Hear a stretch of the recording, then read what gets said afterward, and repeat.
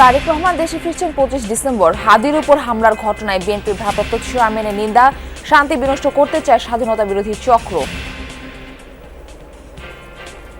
যারা এই দেশের স্বাধীনতাকে ধ্বংস করতে চায়, এই দেশের সার্বভৌমত্বকে ধ্বংস করে এই দেশের স্থিতিশীলতাকে ধ্বংস করতে চায়, তারা তাদের ষড়যন্ত্র যে শুরু করে দিয়েছে, আজকে ওসমান হাদির ঘটনা দিয়ে তা প্রমাণিত হয়।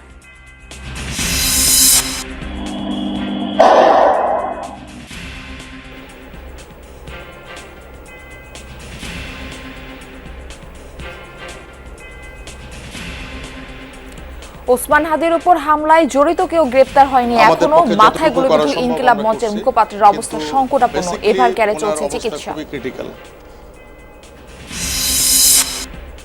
হামলাকারীদের দ্রুত আইনের আওতায় আনার নির্দেশ প্রধান উপদেষ্টার। ঢাকা সহ বিভিন্ন স্থানে বিক্ষোভ, প্রতিবাদ, অপরাধীদের দৃষ্টান্তমূলক শাস্তির দাবি।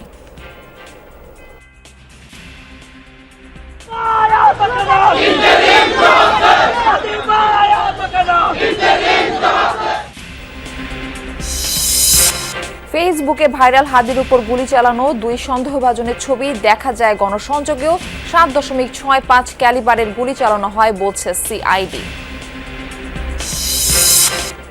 কেরানীগঞ্জের ঝুট গোডাউনে অগ্নিকাণ্ড, কাজ করছে ফায়ার সার্ভিসের 12 ইউনিট। দুর্বৃত্তরা আগুন দিয়েছে লক্ষ্মীপুরের জেলা নির্বাচন কার্যালয়ে, পুড়ছে নথিপত্র। মামলা জটে আটকা 4 লাখ কোটি টাকার বেশি খেলাপি আদায়ে আদালতের স্টে অর্ডার বড় প্রতিবন্ধকতা, আইন সংস্কারের পরামর্শ বিশ্লেষকদের। অর্থনৈতিক বিচার ব্যবস্থাতে এটার মধ্যে সংস্কার আনা প্রয়োজন, যাতে এটা এই বছরের পর বছর ধরে এটা না চলতে পারে।